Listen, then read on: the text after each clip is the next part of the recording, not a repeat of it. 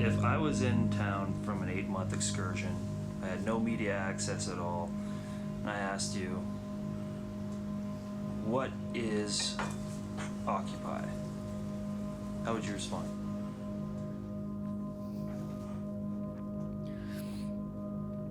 Occupy Wall Street is it is a reaction to the toxic corporate culture in which we live. It is a tactic in which people put themselves in inconvenient places to garner attention to the problem of wealth and resource inequality that is caused by a toxic relationship between big business and media and our government.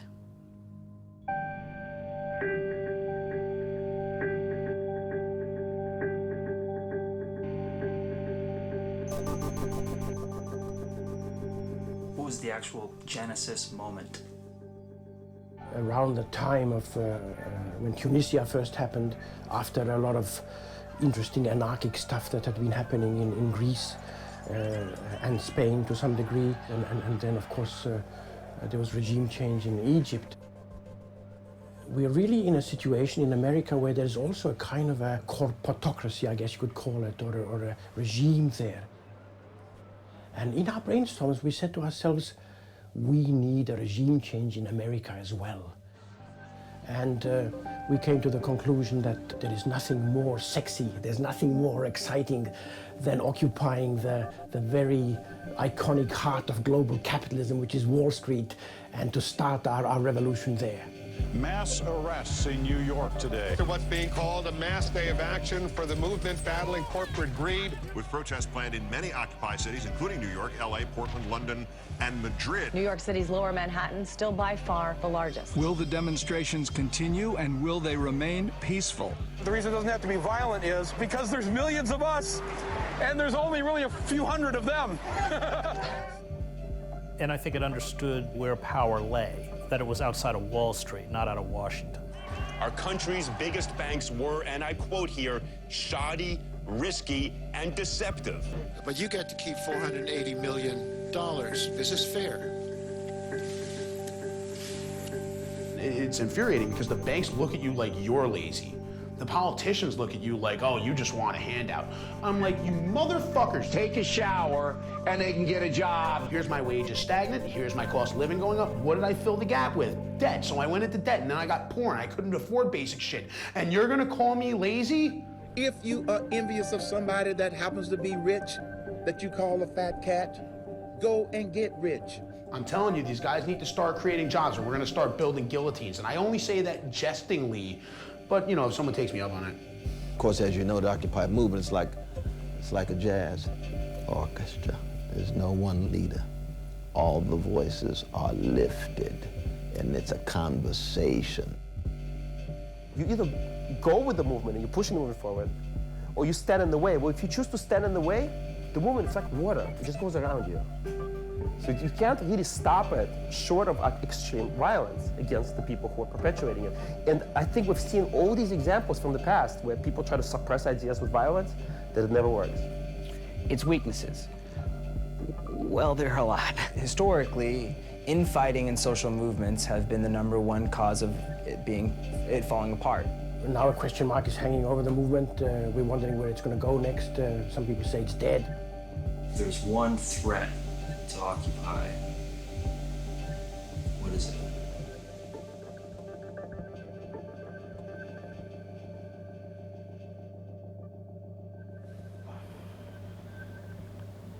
I think it's ourselves.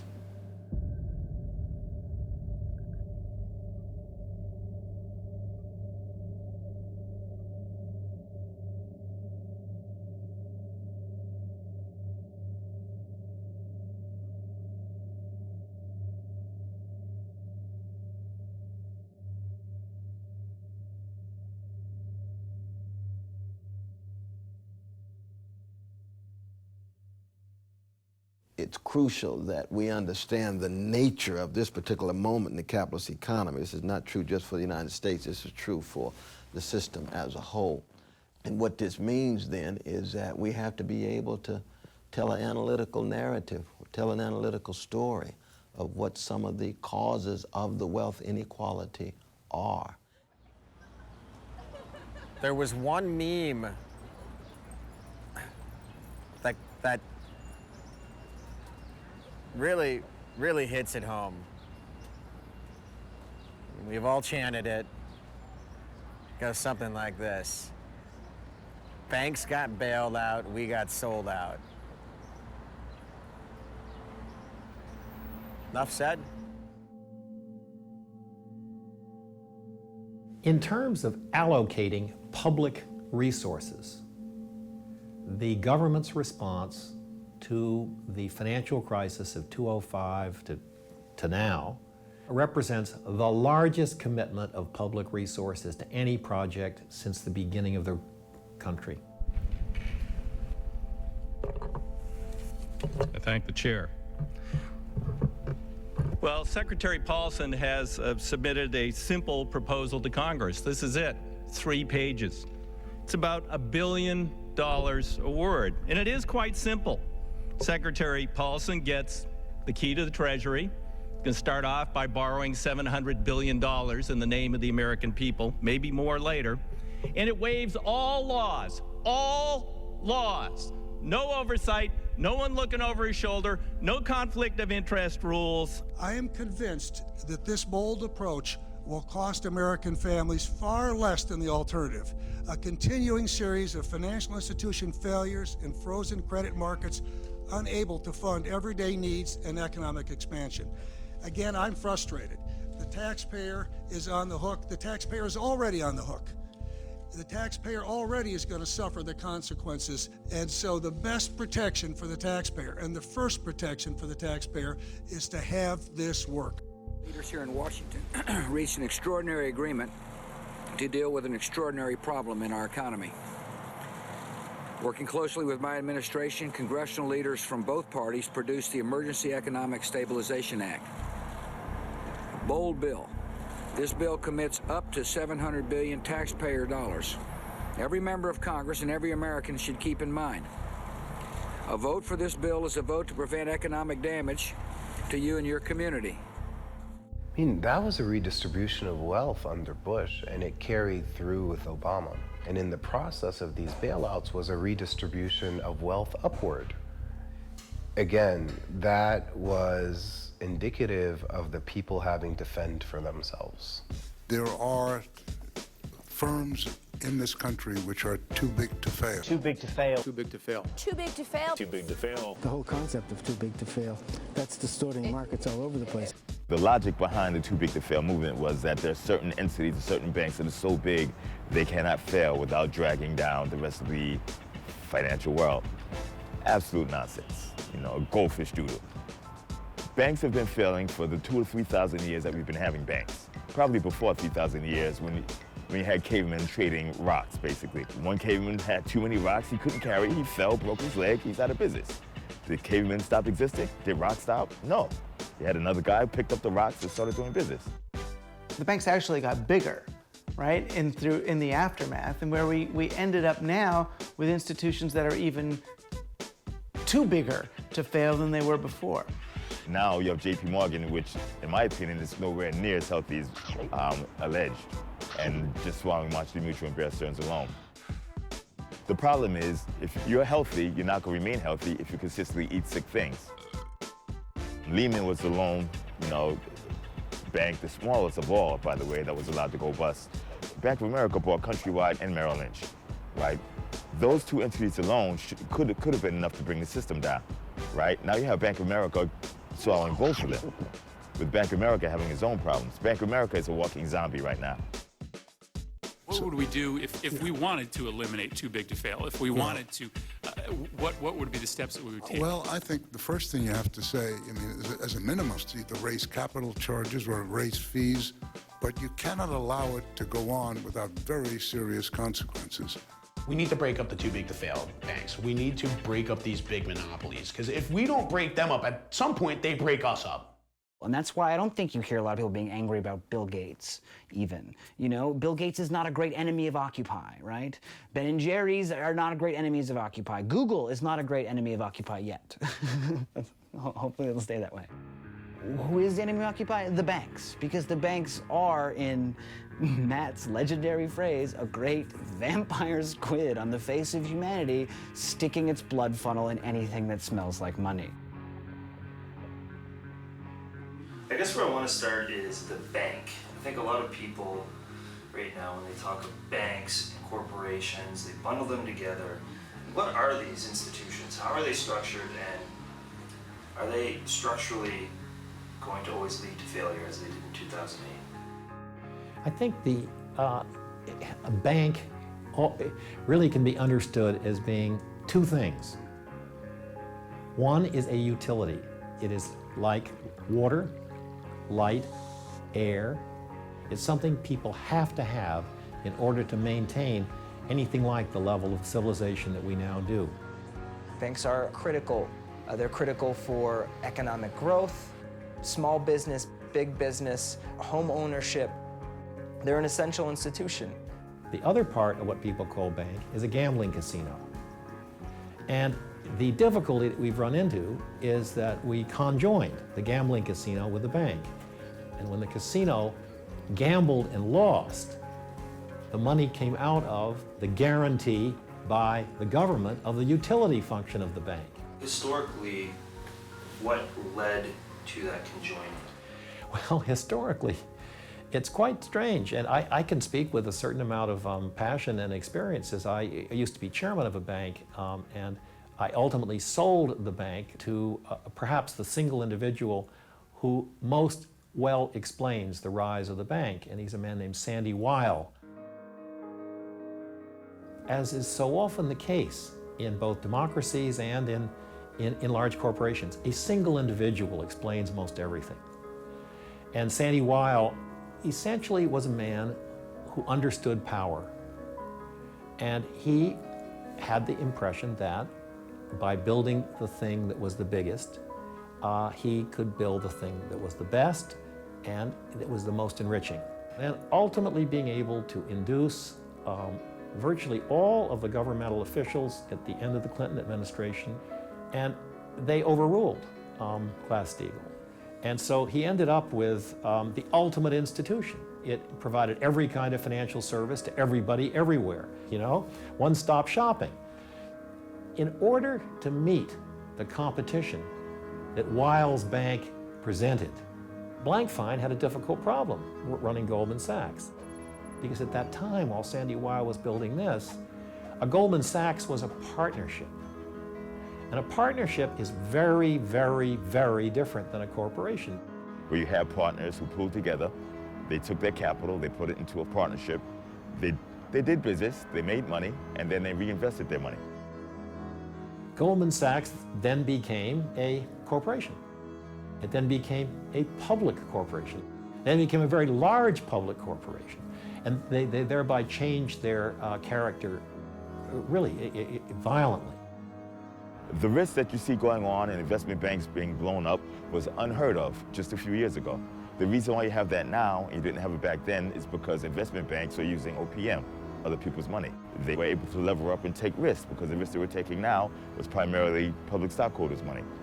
When you're using someone else's money, you can be extremely, extremely risky, which brings in the investment bank cartel, pardon me, the investment banking industry. So what Sandy Weill had done through guts and perseverance and just plain chutzpah, now became legal for anybody to do. I want to get to that high unemployment because that is one of the things driving these Occupy Wall Street protests that have been happening all over New York City. What is your thought about these protests? Do you think that the anger towards big banks, like Citigroup, for example, is merited? What I really think is that it's time to stop pointing fingers about the past. If we are so possessed with thinking about the past and pointing fingers, we're not going to get moving, and that's bad. Former CEO Sandy Weill now says he would support breaking up the biggest banks. His comments touched off a firestorm across Wall Street. What I think mostly is that there is such a feeling among people all over the world against the banking system, and I don't think that's going to change so soon. So I think what we should probably do is go and split up investment banking from banking, have banks do something that's not going to risk the taxpayer dollars, that's not going to be too big to fail. You would never expect something like that to come out of Sandy Weil's mouth. I mean, the person who created the animal now wants to kill the animal.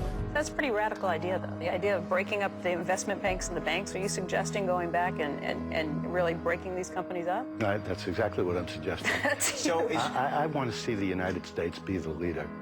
And we're not going to be a leader if we keep on trashing our institutions. I don't know what happened to this guy. Maybe he had like one of those like near-death experiences or something.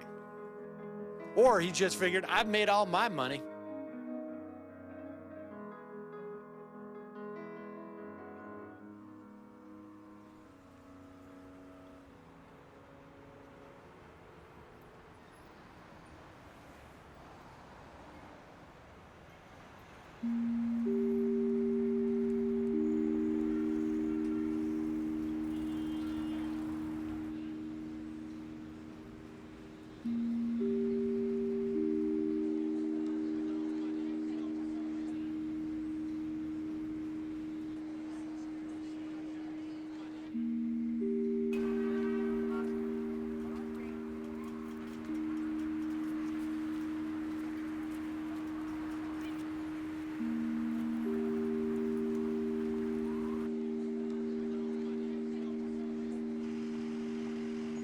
Manhattan has a very cloistered pedestrian vibe.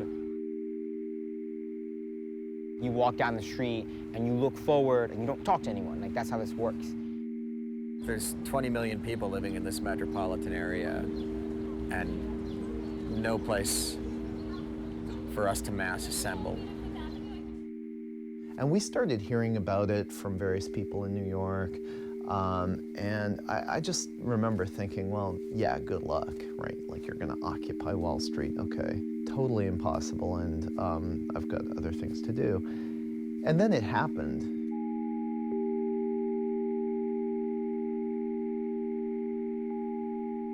The core impulse behind Occupy is this feeling that hundreds of millions of young people around the world have that the future, their future, just doesn't compute. Their life is going to be full of ecological crisis and climate change and tipping points and financial crisis and an inability to pay off your loans, and you're never going to be able to live the kind of life that your parents lived. And if you want to have any kind of a future, then you have to fight for that future. This was the outburst, this was the tantrum, the rebellion that had to happen. You had to take over, physically occupy parks and spaces and endure beatings from police telling you you could not do it. We had to do that as a tactic to wake this country up. This is my fourth night. I have a kind of a roommate I've been here since 12 o'clock last night. I intend to stay for 30 hours since I have class at 12 o'clock tomorrow, so. It was a kind of utopian theater. It was a place where people could just go and act out what they thought a revolutionary society would look like on a very small scale. And I think that's part of why it was able to sustain the attention for so long of the media. It provided so many interesting and rich questions and so many interesting answers. It was kind of like a reporter's playground. The kitchen went very quickly from feeding, doing a few hundred meals to doing thousands of meals a day. We were actually at that point were the largest soup kitchen in New York. I'm with the medic crew here at Occupy Wall Street. I've treated some basic things, cut fingers, coughs and colds. And I've lived across from Zuccotti Park. There was nothing going in that park before Occupy. And I bet you any money that all of the, all the business immediately around the park experienced huge jumps in, in profits during that time. I'm Corey. What's your name? I'm Corey. Sam. Sam, nice to meet you. Nice to meet you, buddy. Just wanted to know, what did you think about Occupy when they were here? I don't know, I don't speak English, buddy. Sorry about that. Yeah, you do. Were they good for business or bad for business? I speak English. I'm eating. The Occupy Wall Street protesters continue to call Lower Manhattan home. There are questions about exactly what it wants and, more importantly, how it plans to get it. Occupy, by standing for so many things and really refusing to strategize in some ways, may have missed the boat. And now, this Occupy movement, which last year felt like it would never fizzle out, all of a sudden even that movement is in danger of fizzling out. So I think the real trick to learn is to how to be energized, how to be spontaneous, and how to play jazz. Right at the beginning of Occupy, there was a moment, I think, that really was the birth of Occupy more than almost any single moment. And that was the second weekend of Occupy Wall Street. During a march up to Union Square, the police decided that enough was enough after occupiers had taken the street and kettled the marchers with orange nets surrounding them and trapping them. And one officer, Officer Bologna, came up and pepper sprayed the women in the face.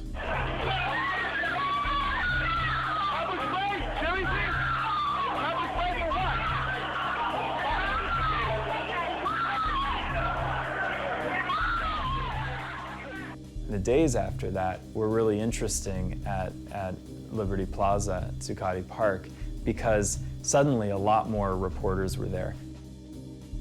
On October 1st, there was a big march called, and it began in Liberty Plaza and Zuccotti Park, and a couple thousand people rallied there and began marching, and the plan was to cross the Brooklyn Bridge.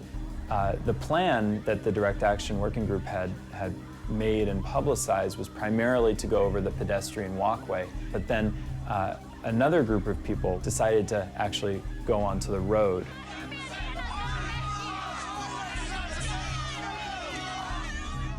What happened on the Brooklyn Bridge is going to be a stain on the city for a long time to come.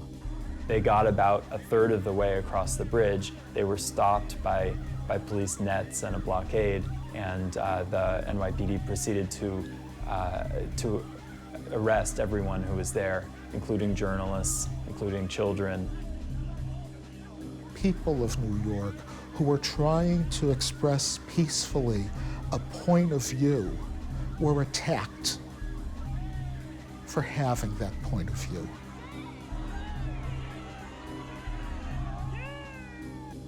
I think it was 3 or 4 weeks in, I woke up, it was Sunday morning, and I opened the New York Times, and I realized half the paper, literally, was dedicated to Occupy. It was setting everyone's mind on fire.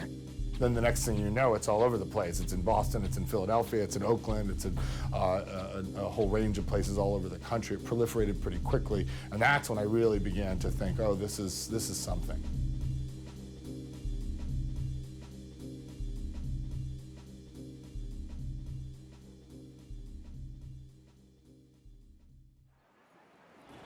Nowhere left to run. If we lose America, we lose the world to the elite.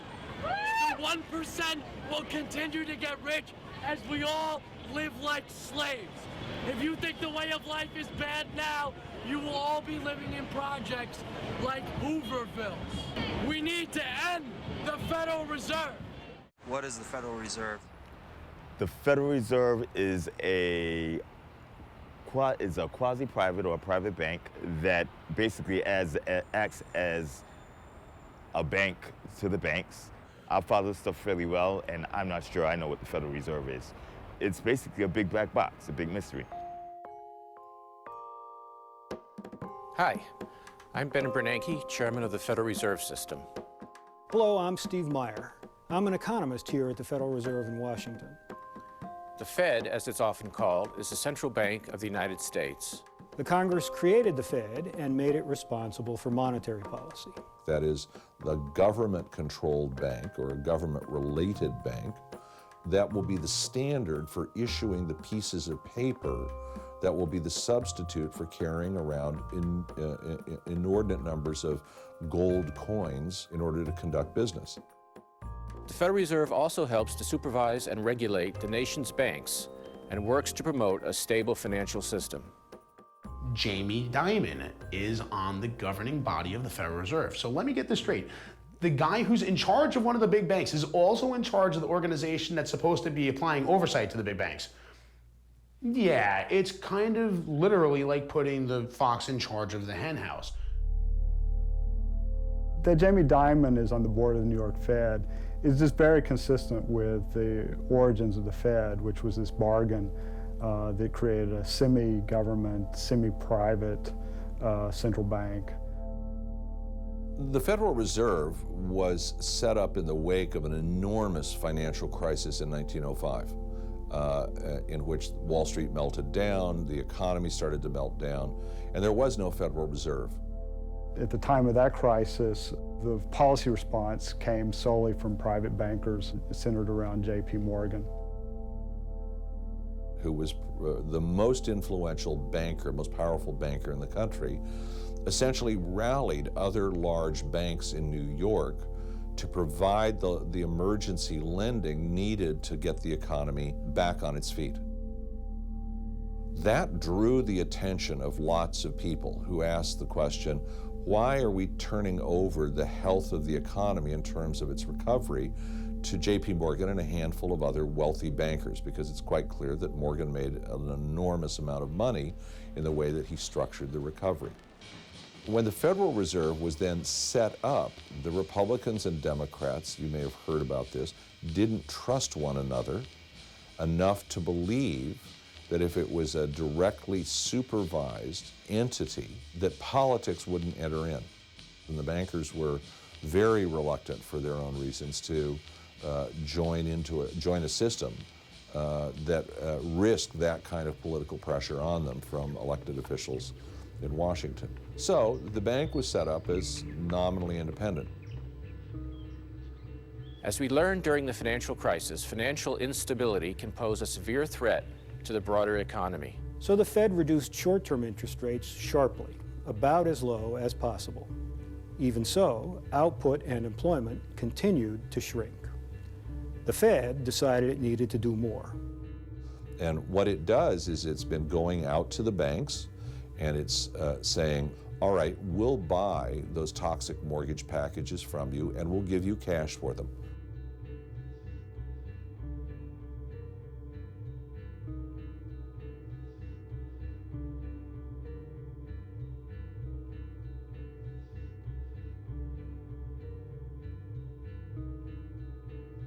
The Fed bought a large amount of bonds and other longer-term securities, about $1.7 trillion in total.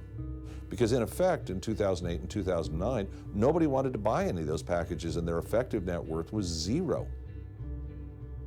You may wonder how the Fed pays for the bonds and other securities it buys. The Fed does not pay with paper money. Instead, the Fed pays the seller's bank using newly created electronic funds, and the bank adds those funds to the seller's account. The seller can spend the funds or can simply leave them in the bank.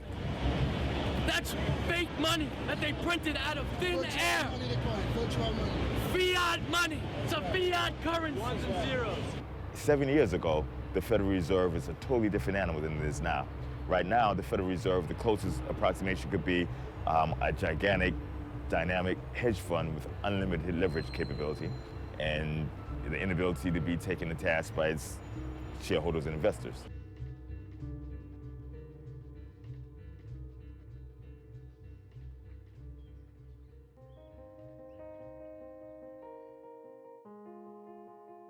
In every movement, there are acts of resistance and there are acts of alternative building.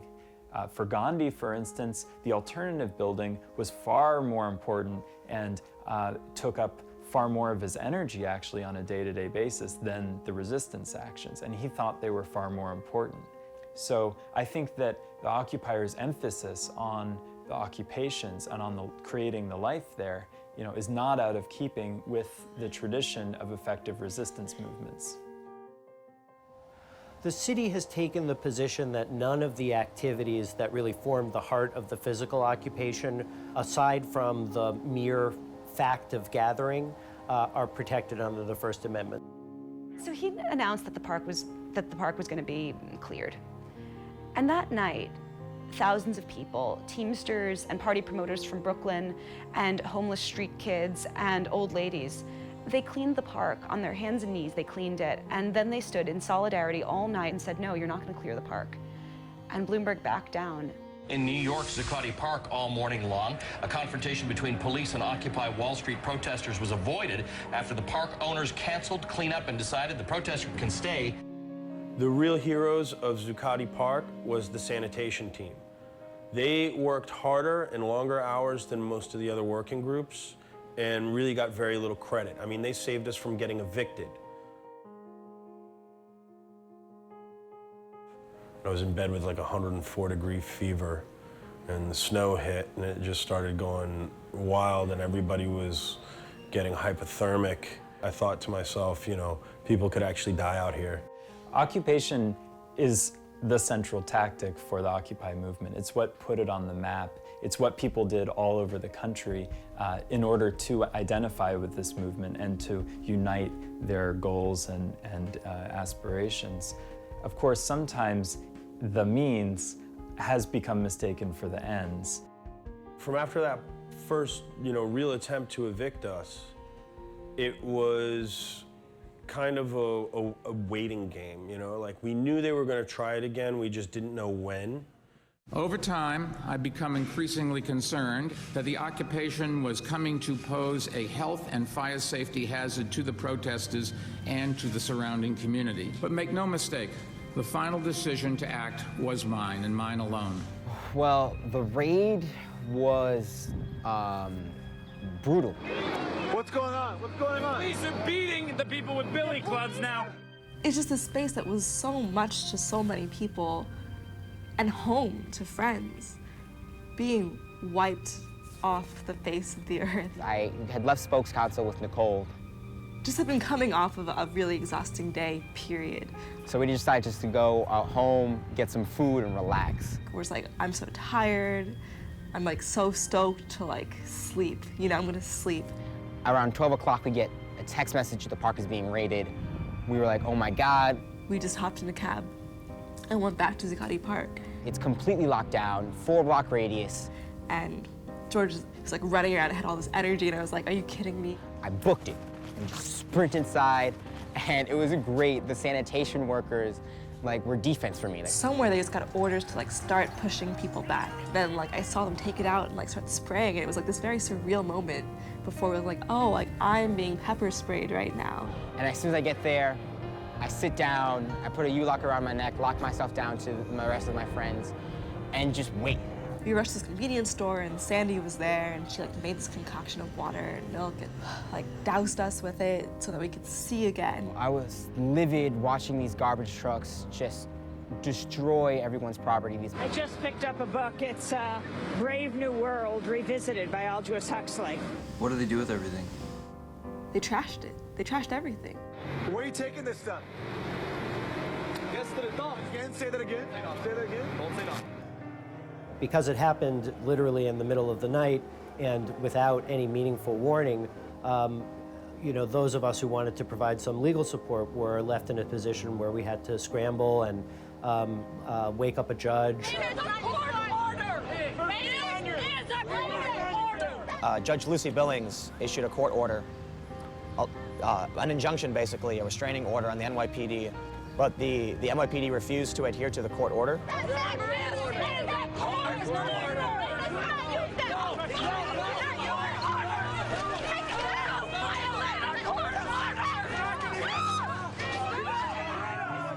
The city thought that if they evicted us before our N17, that this was going to get us to stop protesting, and really what it did was, I think, swelled our ranks on N17.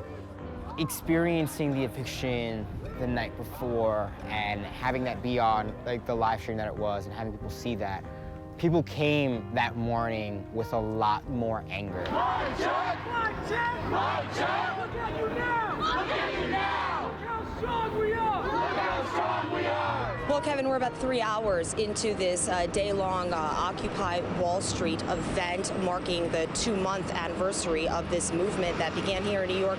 Dozens of people have been arrested. Sound cannons have already been used. Women tackled to the ground and hauled off in vans. At first, it was like a few dozen of us and a few hundred came behind us.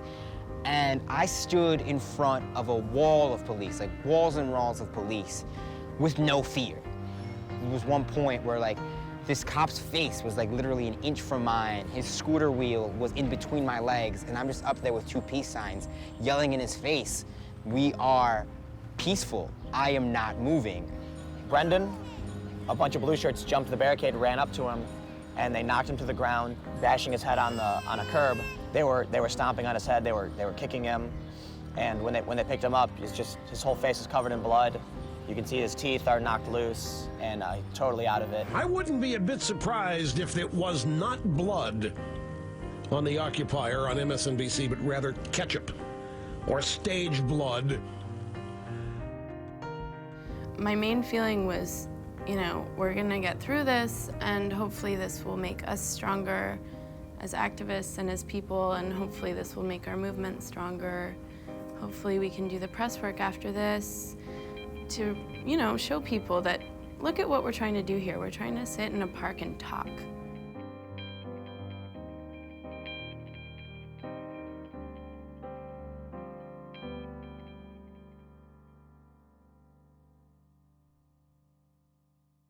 We have to make sure that the promises we make in Social Security, Medicaid, and Medicare are promises we can keep. And there are various ways of doing that. One is we could raise taxes on people. That's not the way.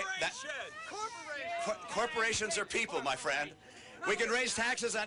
Of course they are. Everything corporations earn ultimately goes to people. So, where do you think it goes? What? Whose pockets? Whose pockets? People's pockets. Okay, human beings, my friend.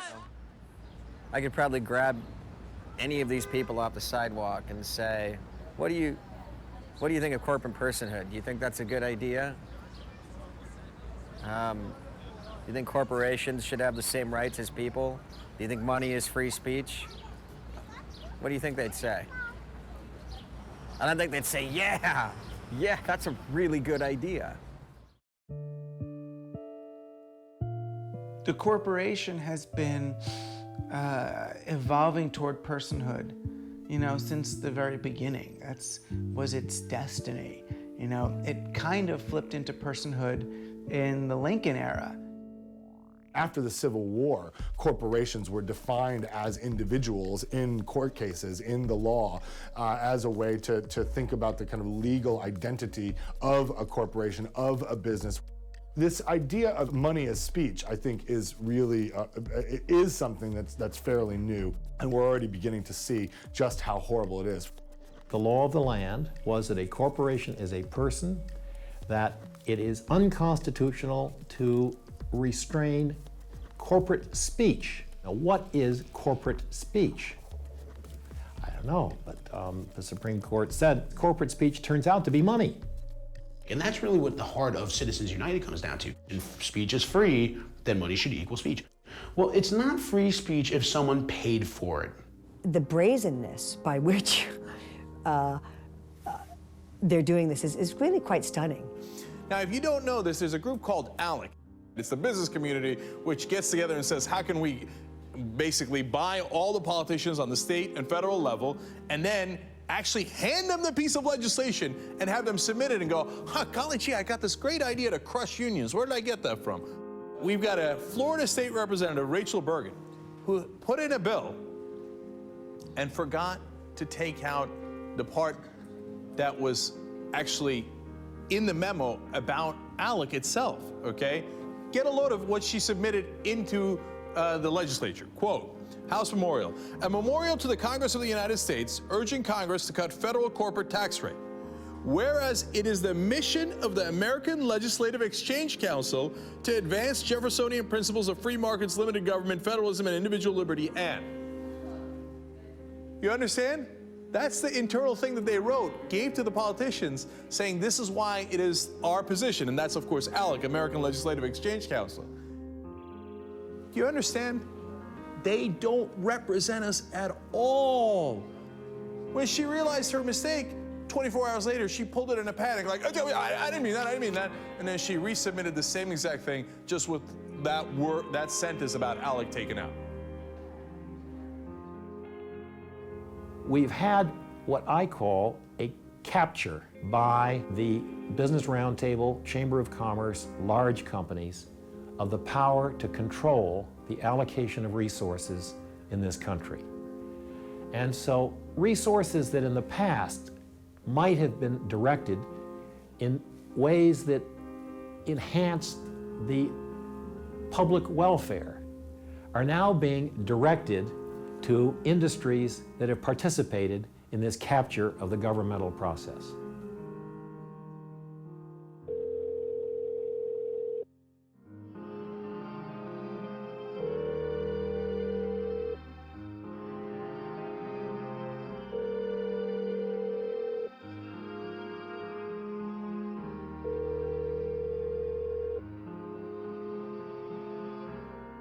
Hi, it's Scott Walker. Scott, David Koch, how are Hey, you? David. I'm good. And yourself? I'm very well. A little disheartened by the situation there, but what's the latest? We're actually hanging pretty tough. I mean, you know, amazingly, there's a much smaller group of protesters, almost all of whom are in from other states today. Now, who can we get to budge on this collective bargaining? Well, I think in the end, I think the paycheck will have an impact. Beautiful, beautiful. Got to crush that union. Politicians are essentially corporate employees. They run errands for corporate lobbyists. They pass legislation written by corporate lobbyists, and when they get out of office, they become corporate lobbyists. It's funny, my friends on the, I don't know if you call them on the right. Is Kissinger on the right? I don't know what he is. Now tell me that it's well established in their circles that democracy didn't work. The Obama administration, for its own reasons, was very reluctant to begin a cycle of prosecution during its first term of office. And I can just imagine what the arguments were that the president heard. His economic advisors would have said to him, they will punish you badly in return if you try to prosecute some of them. That as a group, they will recognize that you are a threat to them, and when the 2012 campaign comes around, money that you, President Obama, actually raised on Wall Street, which was not insignificant, will go to your Republican opponent. The status quo is untenable. People that get elected aren't responsive to people that elect them, but they're responsive to global capital. And I think that was the break.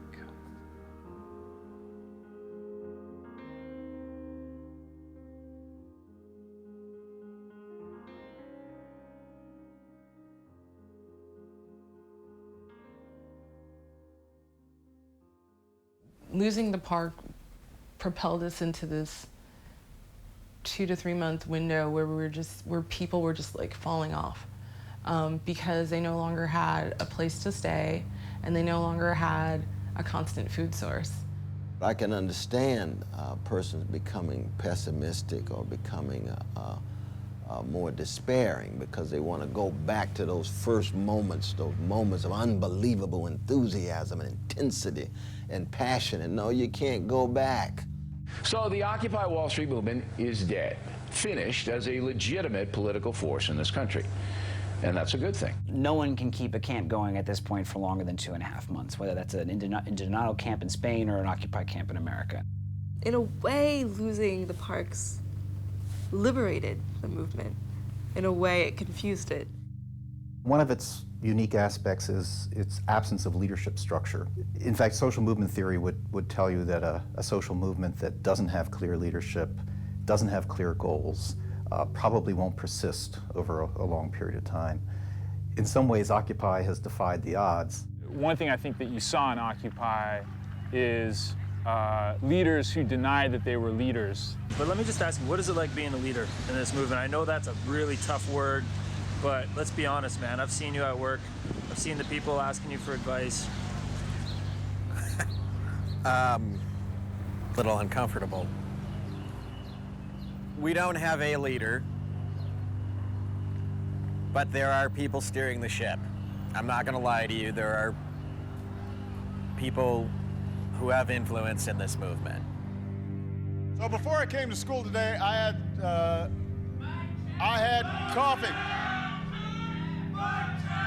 More recently, we have seen another new protest tactic gain some traction across the country, and that is the human mic, an Occupy Wall Street innovation. In the absence of a microphone, it's a means of communicating to a large group of people. We amplify each other's voices! We amplify each other's voices!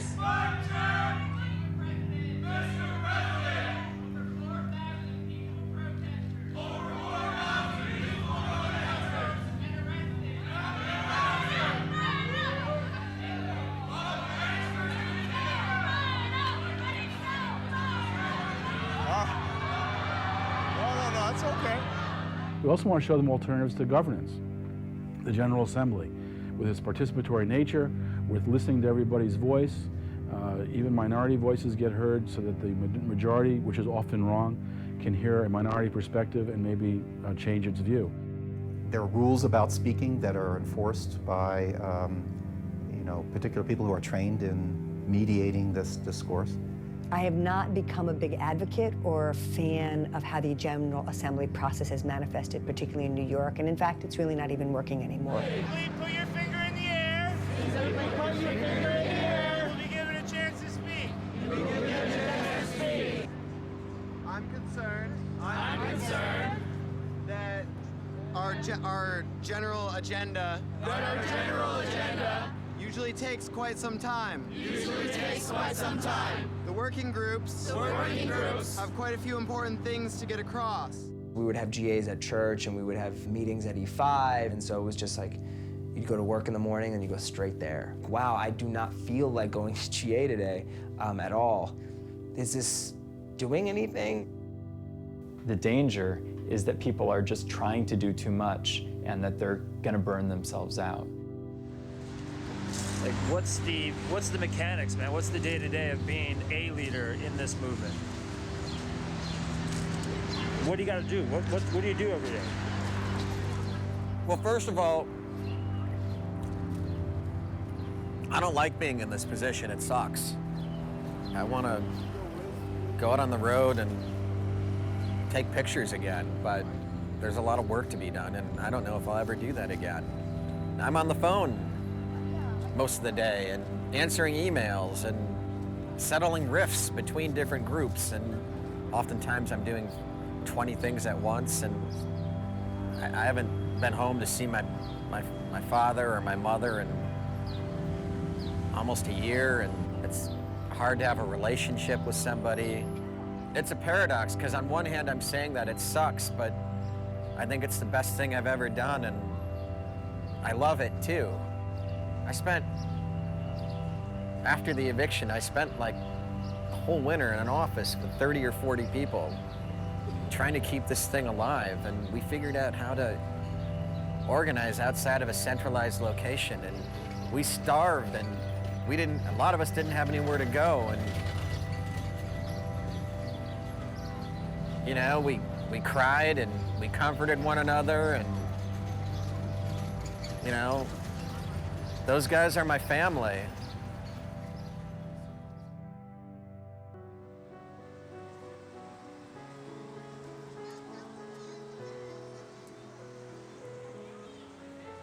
We find in Occupy that that our family can be involved.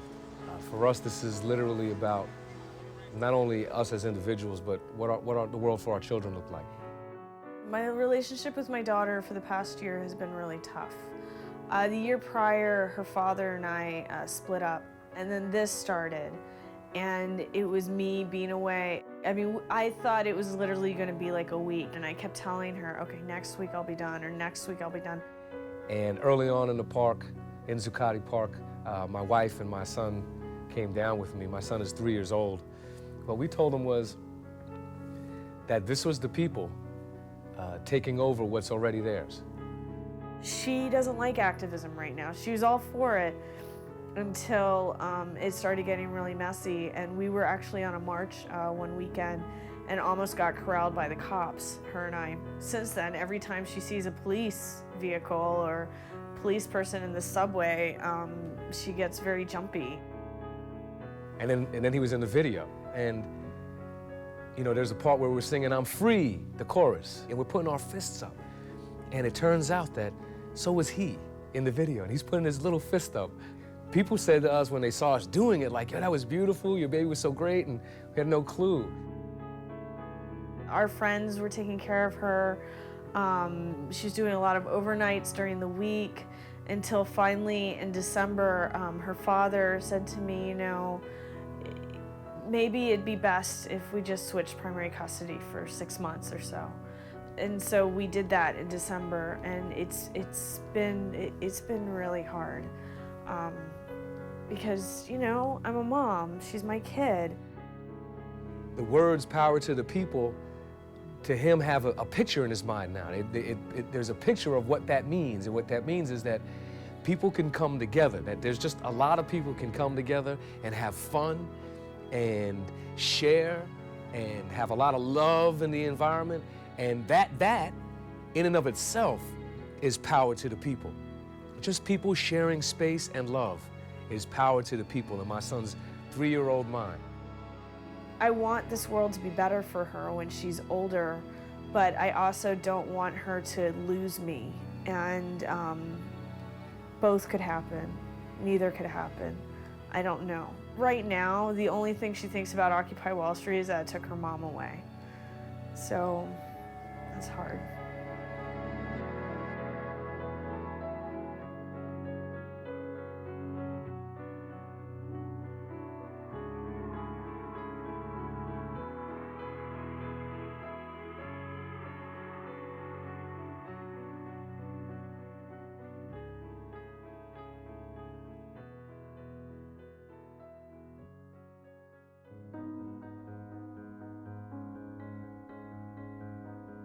Corporate media is the devil because it's only run by 5 to 6 organizations. So you have 6 people, essentially, the CEOs of these corporations, six entities deciding everything we see and hear.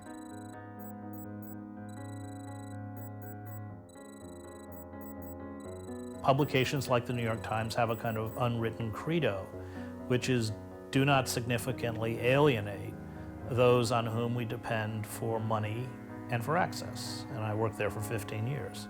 You have, you know, in some instances, MSNBC being way too nice.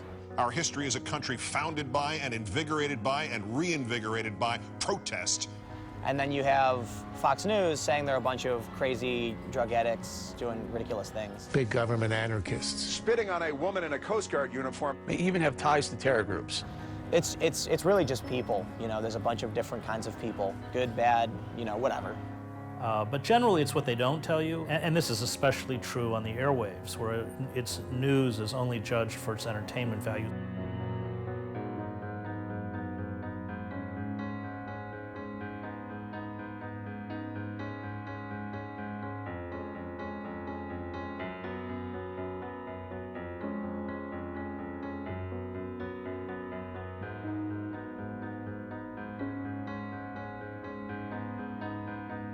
Catherine, Duchess of Cambridge, gave her first public address as a royal today. Everybody at the wedding will be wearing a hat. Everyone wears a hat. You have to wear a hat. My goodness, have you watched the video yet on YouTube? Unbelievable. I'm extremely excited that I'll be able to Skype. Mine. That is Casey Anthony. Well, Kim and Chris fought over just about everything, from a naked yoga instructor in their apartment to Chris's clothes being all over the floor. That fight led to a ripped toenail. He fell in love with me and I fell in love with him, and now my feelings have changed. At 30 years old, I thought I'd be married with kids, and I'm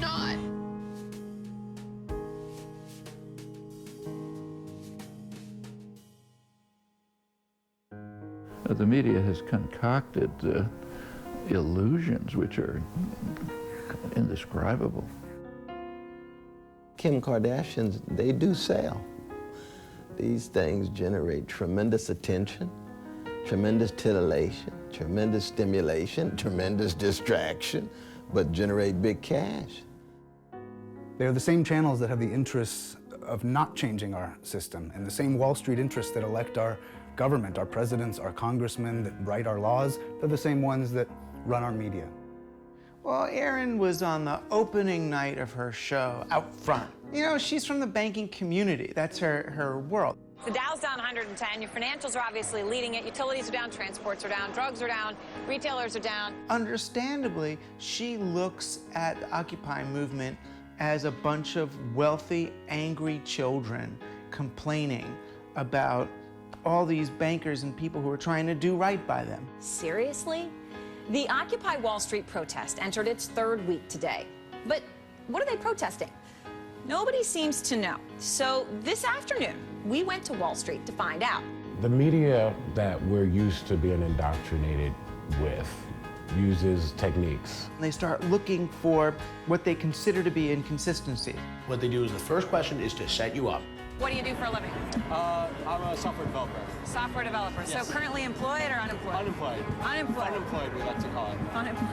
The second question is to make you look bad. So do you know that taxpayers actually made money on the Wall Street bailout? I was not aware of that. They did. And the third question is to blame Democrats. In fact, the only reason we haven't made all the TARP money back is actually GM. Which isn't true. She was running around to people saying, do you know the bailout was paid back? And kids would go, no, I didn't. She goes, see? Seriously? That's all it would take to put an end to the unrest.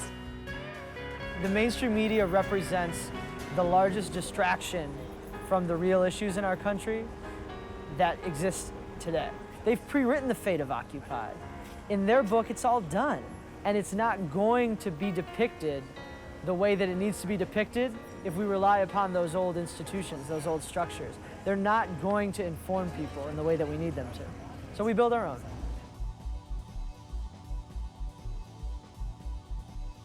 What we are trying to do globally, I think, is empower the citizens to become journalists just using their cell phones, and now training people how to take that immediate, real-time narrative from the streets and explain it. And the people who know how to explain it are going to be able to speak to the whole world. So this is my light setup. I have a heavy, I have a medium, and I have a light setup. Our live streaming is pretty simple. The simplest way to put it is I take my phone, I download the Ustream mobile app. You sign into your account, and then you literally press play as if you're recording on your phone normally, but it uses your data service to send the video over the internet to anybody who wants to watch it. So this is pretty much just, I've got threaded the cable to my phone. The big limit for streaming is that the phones and the batteries in the phones are very small. So if you stream for like 1 hour, your phone is dead. So people usually have these little things attached to give them the extra 5-6 hours for streaming. And then I use an external battery. It's a USB Energizer deal that keeps everything going. This is a Defender case. This is the case that I had when I was attacked. Come off your camera or you lose your fucking camera. You put you guys are attacking me right now. I'm not attacking shit. Dude, stop advancing on me. They come at me. One guy puts his arm up to my hands up my face. One person swings at me, hits my hand, and I'm backing up the whole time. Put your channel right now. Camera away. Put your fucking camera away. Get the fuck out of here. And I thought, this is one of the only windows into what's actually happening right now. And because these 4 people want to air out some tires, they think the world should not know what's about to happen. We'll get some kind of death threat. And then I've gotten the veiled mafioso threats like, hey, yeah, I like what you're doing. You might want to consider getting some protection for this next action I'm going to be at. You know what I'm saying? And I'm like, uh-huh. But I'm not worried about it. All night last night, we heard from dozens of protesters and independent journalists about raids and traffic stops taking place across the city. Now, that kind of allegation is hard for us to confirm unless or until we see the kind of video that came into us from around 2 this morning.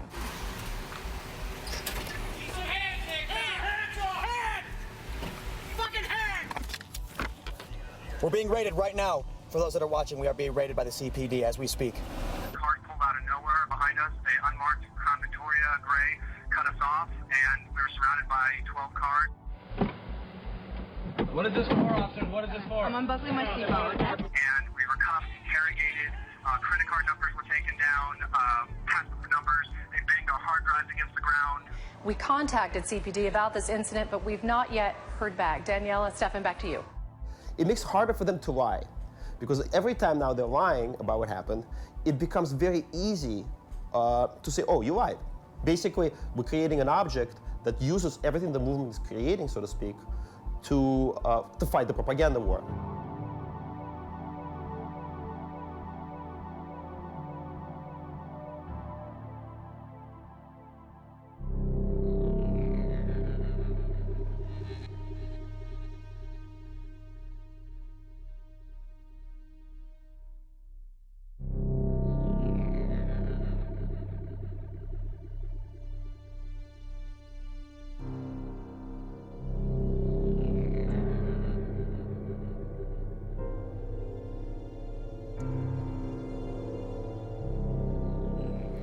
May Day was pretty intense. It was, I had no idea what was going to happen. There was a lot of suspense building up to it. You know, people were worried. You're talking about the Wildcat March, and that there's going to be, you know, people thought it was going to be a lot of chaos. Police say if you can avoid downtown Seattle and Portland, you should. We were warned that May Day protests could spin out of control today, and that is exactly what happened. We got there in time to see flares thrown up onto an upper tier and then rocks thrown at the big Nike windows. The panes came down. Wells Fargo downtown sustained severe damage, windows shattered, glass showering upon the crowd. Police finally arrive. Self-proclaimed superhero Phoenix Jones tries to calm the crowd.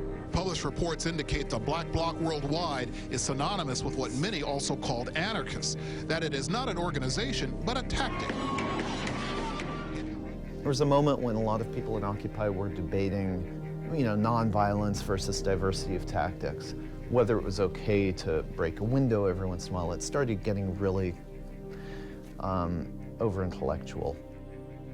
I wrote a column that called The Black Bloc, the cancer of the Occupy movement, because the power of the Occupy movement is precisely that it is a mainstream movement.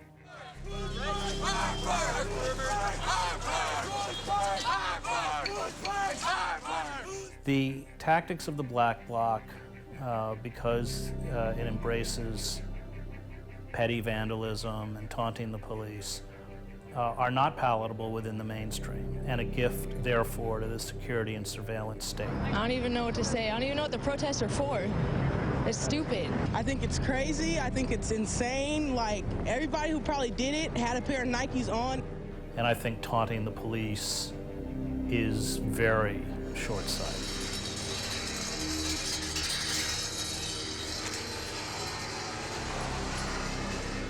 The biggest threat to the Occupy movement, in my opinion, would be the inability to reconcile the reformists with the revolutionaries. And, you know, there's been an ongoing debate about the diversity of tactics. You have the revolutionaries who think the diversity of tactics is necessary to maintain the broad coalition that Occupy has to have to be successful. You have the reformists who actually make up the majority who think if your goal is to be a mass movement, you want to do things that pull people toward you. The problem with breaking windows and looking for conflicts with the police is that it does the opposite. It pushes people away. You know, the revolutionary faction is the one that kept the movement going, but the reformist is the one that makes the movement large. And so they need to come together and find a way to work together.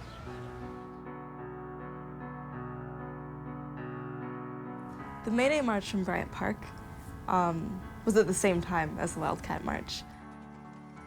It was a rainy morning. We weren't sure how it would affect. We grew slowly, but you know, when we rolled out at 2 o'clock, I think we were close to 3,000, 4,000, 5,000 strong. My affinity group actually got saddled with leading that march. Our plan was just to go on the sidewalk and just do an unpermitted march that was very low risk and, you know, family friendly and everything.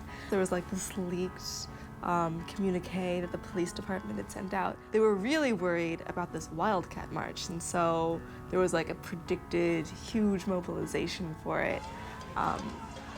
And so I think that pulled a lot of the cops. We did a fabulous march from there, Bryant Park, down to Madison Square Park, when the police were like, you know, you have to stay on the sidewalk, which was really putting, you know, pedestrians in a hard place, because you're trying to run thousands of people down a sidewalk. It's not safe. And the police refused, and ultimately the people just couldn't be contained, and ultimately took a lane in all of Fifth Avenue. Lisa Fithian comes running up to me, and she's like, just so you know, like, the whole middle of the march is taking the street. And we're like, okay, all right. Thinking tactically about what it takes to take the street and where in the march that should come from, we've gotten better about that. Usually you'll have the front of the march that take the streets, but then you have the cops that are always there.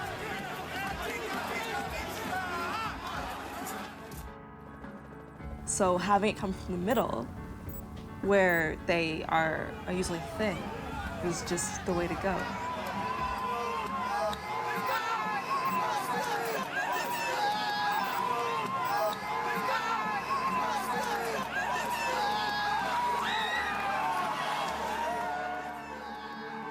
You know, it was this beautiful cacophony of resistance. It was room for lots of stuff.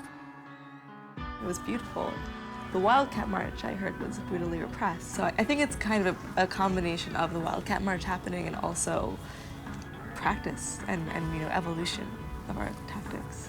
You know, on May Day, we filmed a Wildcat. There was a little bit of paint thrown on cop cars, a couple of garbage cans.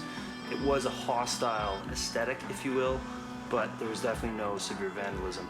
They agreed, they said no windows. That was the first thing they all agreed on. They said no windows. If the Black Bloc, you know, pulled that back, do you think that they could be rehabilitated as an ally of Occupy? I think the secret of the success of Occupy, as Lisa Fithian and others have pointed out, is this one, transparency, which means don't cover your face, and two, nonviolence. And if there are Black Bloc elements that can live with that, there's certainly room for them. Did you read Chris Hedges' article on Black Bloc? I did. I did read Chris Hedges' article on Black Bloc. That, What do you think of it? it really, it frustrates me, honestly. I don't think... This way, one sec. This way. You're gonna have the military. Sorry, man. Just one sec.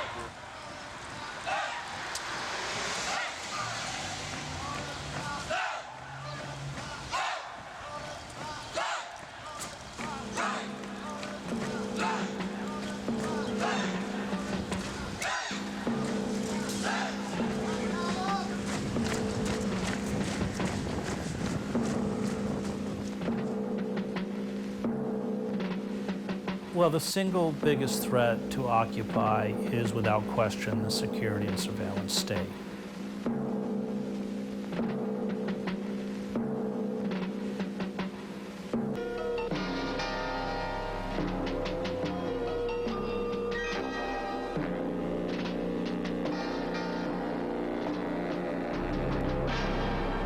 In these staged demonstrations, the men dressed in black will typify hardcore professional agitators. What they call martial law. They don't tell me what to do, man. I'm a civilian. You dig it?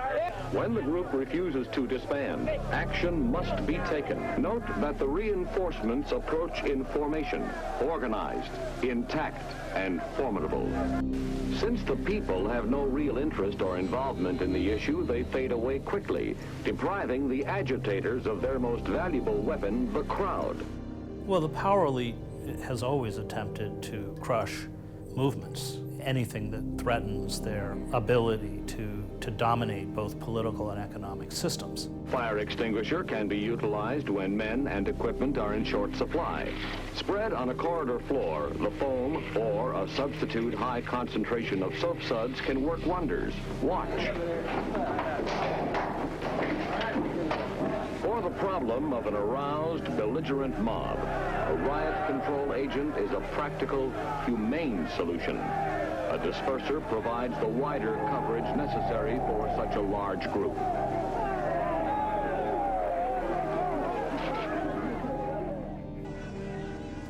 We've seen externally the resources that they have employed to physically eradicate the encampments.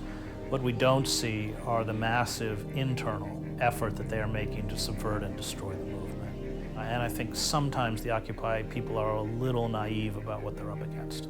And those of you listening on the phone that don't like what I'm doing, you can go fuck yourselves. But what are you, yeah, my phone's being tapped too, by the way. There's been a steady erosion under the Obama administration of basic civil liberties. They created all sorts of mechanisms to shut out all but the elite, whether that is the FISA Amendment Act, the warrantless wiretapping, monitoring, and eavesdropping of tens of millions of American citizens, whether that is the refusal to shutter Guantanamo and end our offshore penal colonies, whether that is the decision to serve as judge, jury, and executioner and order the assassination of American citizens, such as we saw with the Yemeni cleric Anwar al-Awlaki.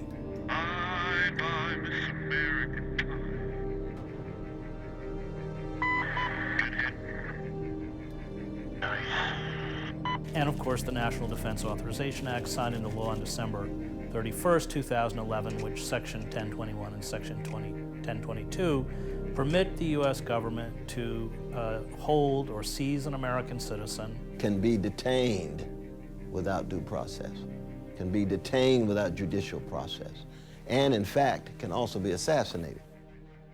Someone who substantially supports, whatever that means, Al-Qaeda, the Taliban, or something called associated forces. And there is the problem that says associated forces. What does that mean? It also talks about what actions would be deemed a threat. And one of the words they use is belligerence. Belligerence? I mean, I get belligerent when I'm on, at a traffic light I don't want to be stopped at. To hold those people in military facilities until, in the language of the bill, the end of hostilities, which in an age of permanent war is forever. You don't want to hand that kind of power to the state, because eventually they'll use it. Chris Hedges brought a complaint. It's really a suit against the federal government. I sued Barack Obama and Leon Panetta. I had a trial in a federal court. Chris's situations are unique because he's a columnist, writer. He's traveled all over the world. He has actually dealt with Al-Qaeda, dealt with what are labeled terrorist groups. So he would fit perfectly the kind of person who could be challenged by this. I'm not naive about the corporate dominance of the judiciary, especially the Supreme Court, but I think that, we shouldn't take pieces of legislation like this lying down. A federal judge Wednesday struck down part of a controversial law signed by President Obama that gave the government the power to indefinitely detain anyone it considers a terrorism suspect, including U.S. citizens. Judge Catherine Forrest of the Southern District of New York struck down the indefinite detention provision, saying it likely violates the First and Fifth Amendments of U.S. citizens. And 5 times, Judge Forrest asked the U.S. Attorney, will you agree that First Amendment activities will not bring someone under the scope of this law? And the government 5 times said, we can't answer that question. What is the significance of this judge's ruling? Well, it in essence invalidates that provision, Section 1021, so it's monumental because she threw the whole thing out.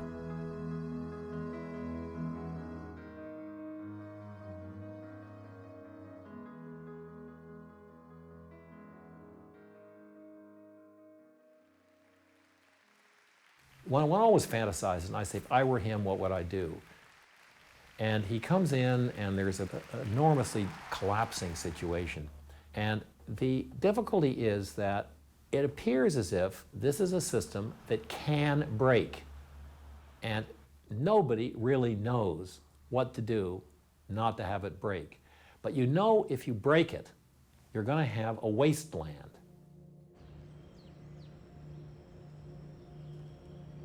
Wall Street now lives in complexity and hides behind complexity and is in fact undone by complexity. I mean, I don't think that any of these big banks wanted to go through the last 4 years. They have fought their way through. They've fought ferociously like Spartan warriors, but none of them wanted this experience. How do you regulate complexity? It's my opinion that you cannot successfully regulate complexity because you have financial engineers whose sole job is to walk around regulation. And so oftentimes policymakers don't understand the markets that they're trying to regulate. One of the things that happens in financial markets is they're so interconnected that oftentimes we don't know who is on which side of which trades. And so the impacts of a faulty product are not just between me and the person who sold it to me, but they might be between me and someone else that I've transacted with and the people that they've transacted with. The fact of the matter is those instruments are very complicated, and it's the case that neither the purchaser nor the seller truly understands what's in them to the degree that prudent judgment would expect. They're developed in many cases not to be transparent, yet regulators have to understand them well enough to know when they're making a valuable contribution to the economy and at which point they get dangerous. A derivative is an instrument that derives its value from something else. For instance, the dollar bill was a derivative up until 1972, 73.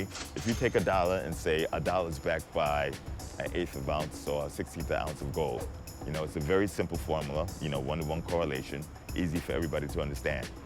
What makes derivatives a bad thing is once you start making complex derivatives, you start losing the ability to value derivatives, okay? If you change this derivative and say a dollar is based upon the fourth derivative of some complex formula based upon the color of the book bag behind you, only if the color of the book bag behind you matches the color of the book bag on the guy sitting on the corner of 42nd Street, who we won't tell you his name because it's a proprietary formula. And then that is linked upon 1/5 the value of gold, as long as the value of gold is the average of gold sold in 15 countries, of which we're only going to reveal 4 of those countries because the other 11 countries are part of our proprietary formula. In the US, 96% of the derivative market is shared between 5 individual entities, 5 banks. 96% of the risk.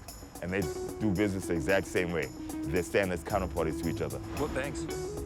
JP Morgan, Citibank, Morgan Stanley, Goldman Sachs, and Bank of America. So that's the biggest problem with derivatives, okay? Complexity and a lack of transparency in reporting.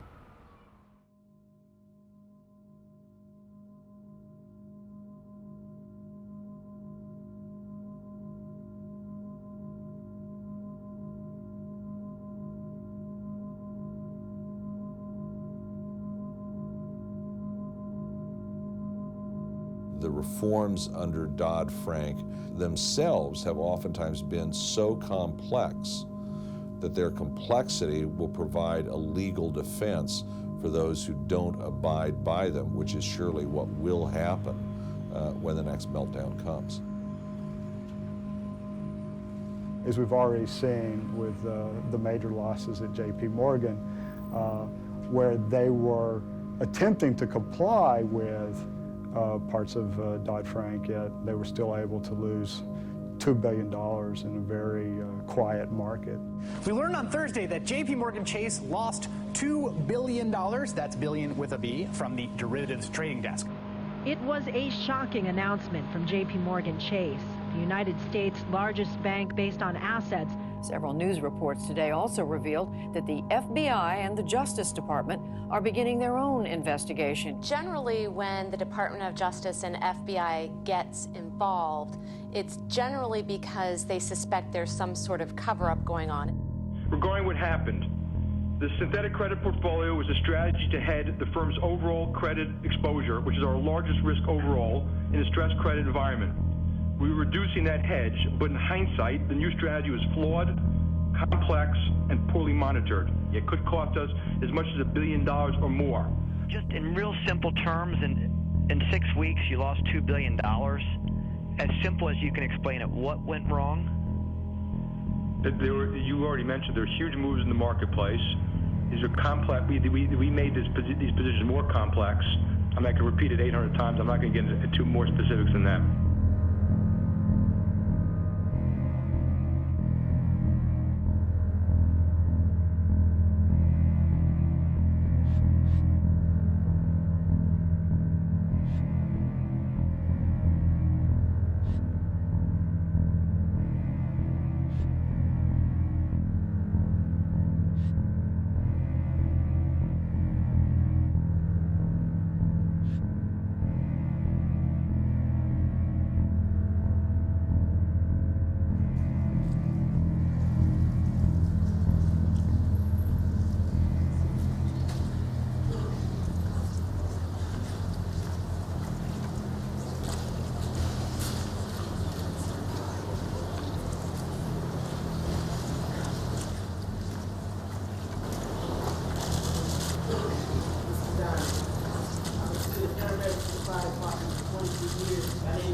And you sold my house from underneath.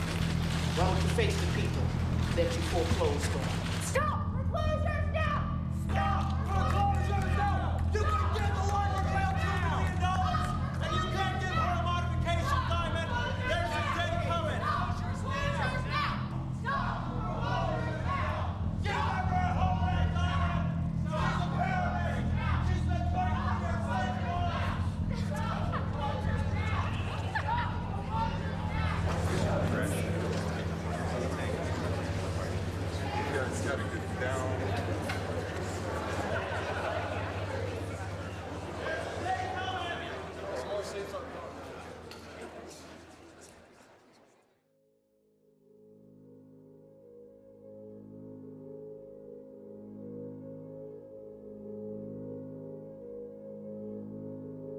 Jesus made his way to Jerusalem, ran out the money changers and said, "You will not make this house of prayer a den of thieves." Jesus confronted the Pharisees, who were the lawgivers, who kept everything in order all along the way. He was going up against not just organized religion. At that time, the temple represented Wall Street, Hollywood, White House, and Congress, because they were all together. The system itself, when it makes a fetish of its own existence, that's an idolatry.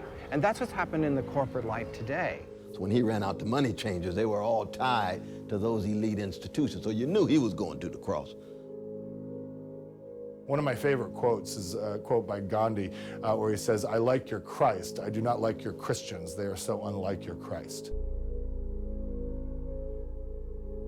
All that we are, including our rights, everything that we cherish, everything that we privilege, everything that we like best in ourselves, has its origins in dissent. The long history of the United States has been a struggle on the part of populist movements to widen the space within the democracy. When the United States was founded, it was founded by people who were being occupied. The founders were essentially insurgents.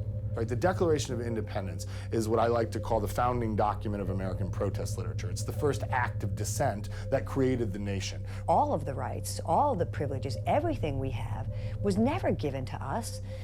People had to fight for it. And yet, you know, as we know, it is oftentimes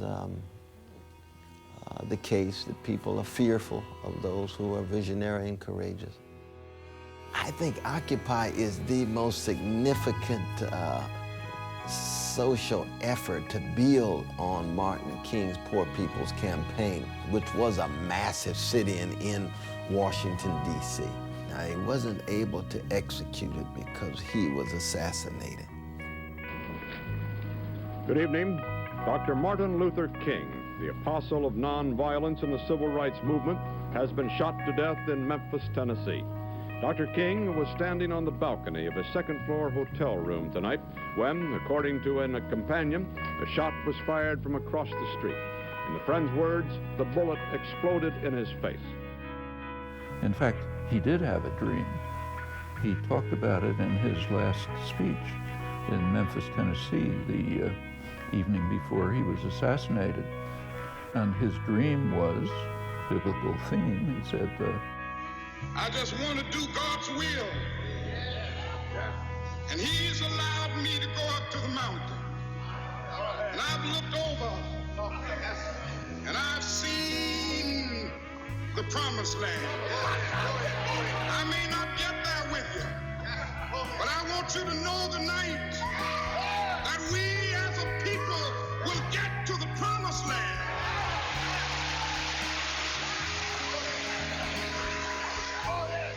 So I'm happy tonight. I'm not worried about anything. I'm not fearing any man.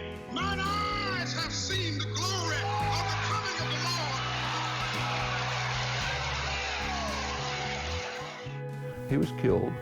The march took place after his death from Memphis. It was led by Coretta King, his wife. Set up a tent city in Washington, Resurrection City it was called. Martin knew that if he could bring those folk to Washington, D.C., and engage in a dramatic action of staying there and maybe even shutting the city down for a day or two. There had to be a public conversation about the rich humanity and dignity of poor people.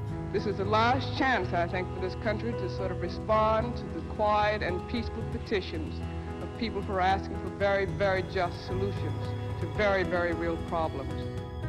We are going to plague the pharaohs of this nation with plague after plague until they decide to give us some meaningful jobs and a guaranteed annual income.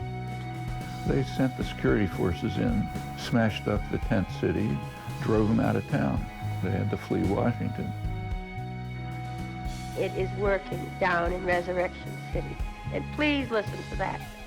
That beautiful thing down there is just the top of a movement that stretches from coast to coast.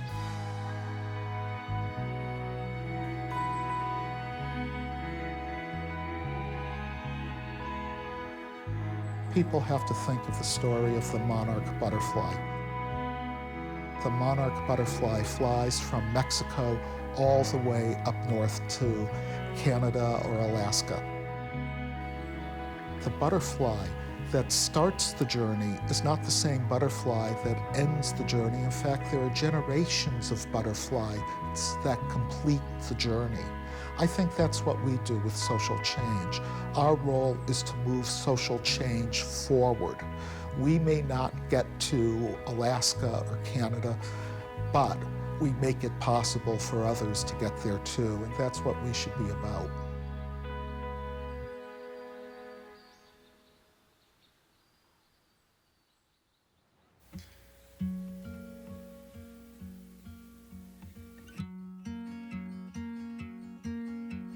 What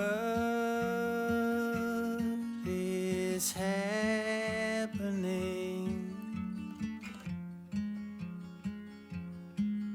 to me? I have done all the right things.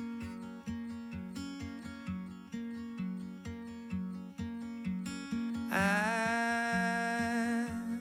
am a Christian,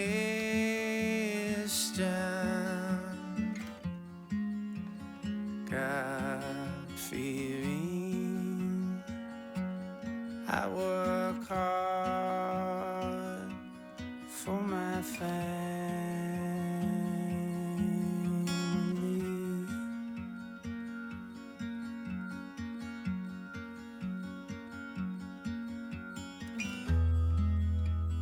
I have a gun, and I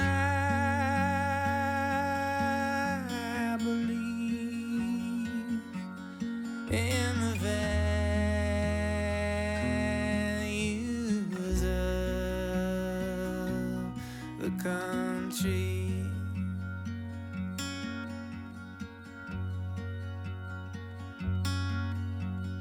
And